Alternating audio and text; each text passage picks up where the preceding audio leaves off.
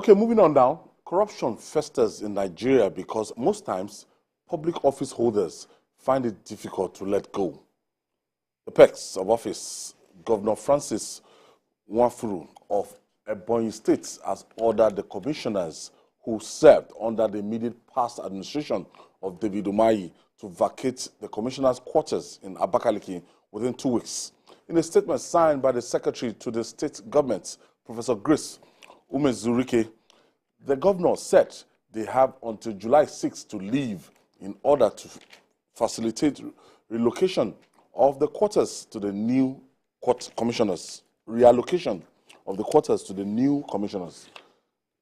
What's this about? No, wanted to let go. Well, you finished serving the administration. Yes, I believe ended effectively May 29. I believe the state governor, is running out of patience because it's almost 1 month now. Probably had waited. Before that time, they are meant to have even vacated. They are meant to have, to have left. So, I believe he must have waited, hoping that they will be reasonable enough to realize that there was no point for them staying 1 day, more than, May 29. I actually expected them to have left that, office and then to have vacated their accommodation allocated to them. Because when you become a commissioner in any state, the first thing is that they give you furniture allowance, which is enough for you to secure accommodation for the next 4 years. And after that, at the end of the first 4 years, they give you surveillance package. It's, almost by convention. So I believe... Talking like from an insider point of view. I believe most of these commissioners, if not all, have received their entitlement. We're also aware that the state government, the House of Assembly, approved, exit package for political aids. We read it in the paper. I think about 1.6 billion or so. I'm not sure about that figure now. And with all these packages, I'm surprised that the commissioners are still hanging on. It's also a reflection of the kind of system we run that is too expensive. We spend so much on individuals instead of investing on public utilities. In an ordinary sense, you don't even expect state governors to be the ones that will provide accommodation for commissioners. How many state government officials in UK, a very rich country, provides accommodation for their political aides? The Prime Minister of UK lives, number 10 Downing Street. It's just a 3-bedroom flat. But here, every commissioner, every SSG, they want to live in mansions at the expense of the state government. So I think they've embarrassed themselves. I believe the governor didn't want to make this open initially, but because he just realized that they are not, forthcoming.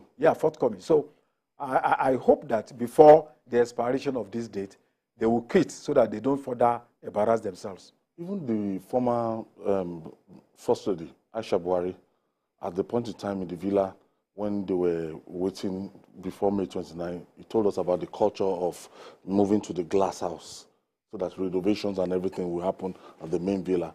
And they moved to the glass house, and that she was even advocating that they sustain that tradition so that they can renovate the main house. So it's a transitional house. If by May 29, everybody has left the villa, both the president and the vice president, but state commissioners should not be thinking of overstaying beyond that May 29, except it's clearly stated that they are going to inherit that house after their tenure. That's the self-entitlement that most public officers normally think they have. Self-entitlement. Where you were, or where you are, somebody was there before you moved in. And somebody moved out for you to move in. So are you going to stay there in perpetuality? Has it become your house? Is it your personal property? Why won't you move? And that is the question. Some of these public officers behave in a way and manner. You are talking of houses. What of the cars? What of the cars? Most of these public officers, including commissioners, ASAs, and the rest of them, the cars are attached to the office, not to the individual. That is what it's supposed to be.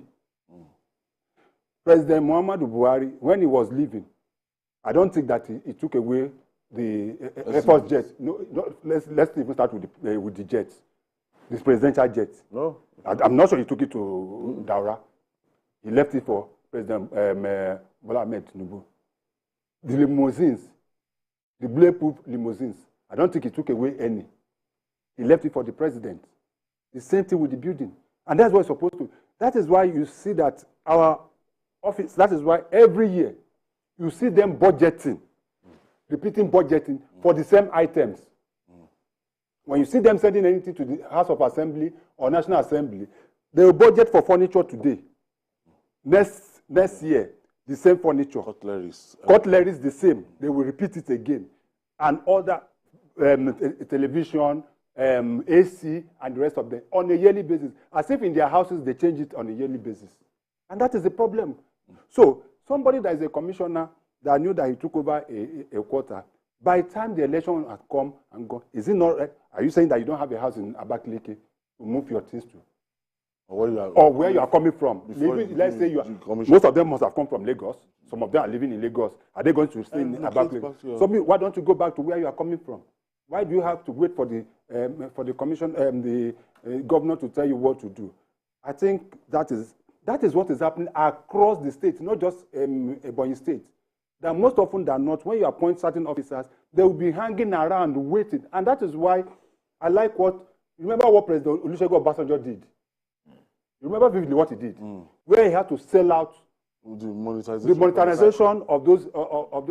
If you are coming to Abuja, I don't think there's any, even the one that was as Apo, I think it was sold to all the, it was sold to every, if you are coming to Abuja now as a senator or House of Representatives, you go and rent your own building. Unlike what we had before, where we had presidential quarters at Apo, too expensive to maintain, very, very expensive. So, and that's solved the problem. And they expect the same thing. I also want to believe that instead of just keeping these quarters, probably to cut down costs, I would have expected that successive governors in the state, if you are coming and you are made a commissioner, just give a particular rent, a particular amount to the commissioner. Let them rent a place of their own where they will stay for certain people for the 4 years or 2 years. At times they don't even stay up to 4 years. Some of them stay 1 year, they change them, and that's it. So I don't think that anybody needs to tell any commissioner in Ebonyi State to do the needful by moving away as the governor ordered.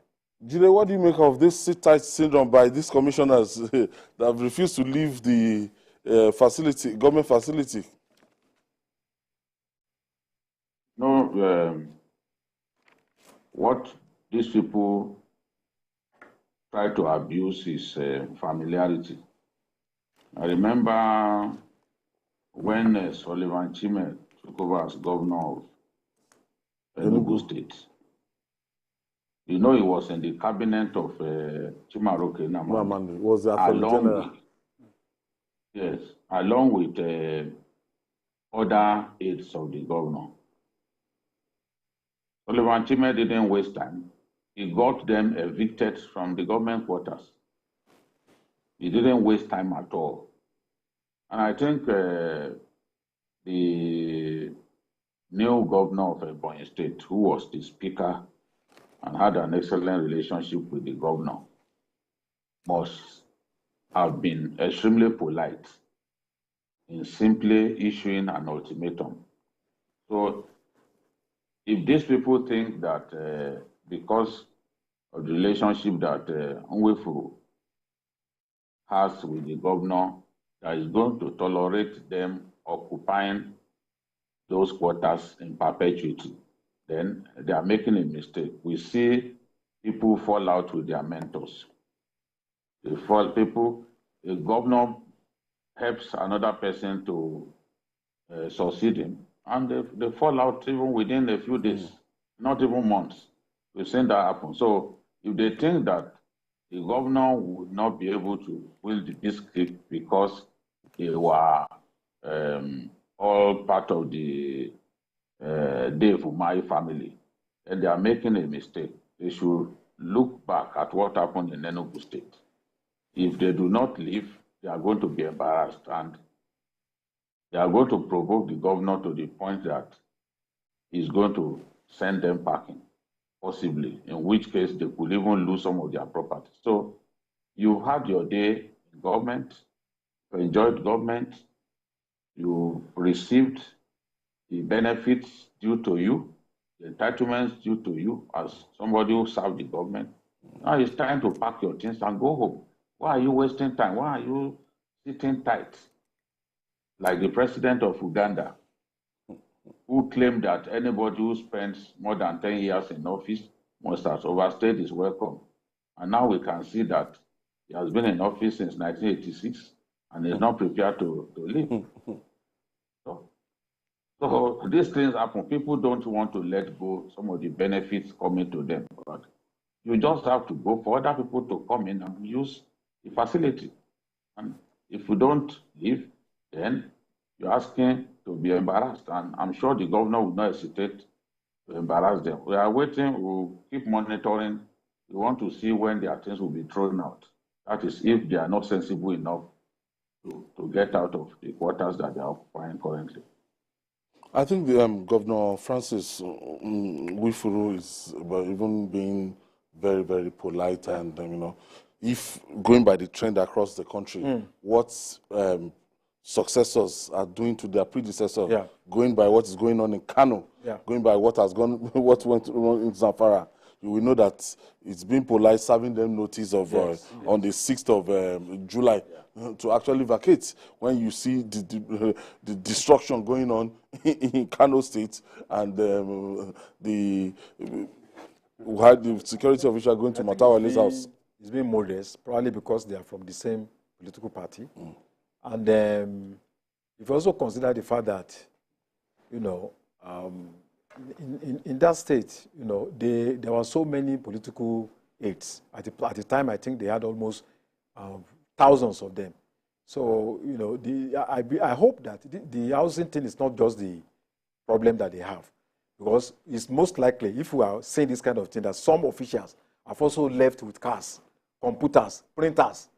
So I would advise that state governors should do auditing, not just in Ebonyi State, not the state, so that if any government aid has taken away government property, those things should be returned because they belong to the public.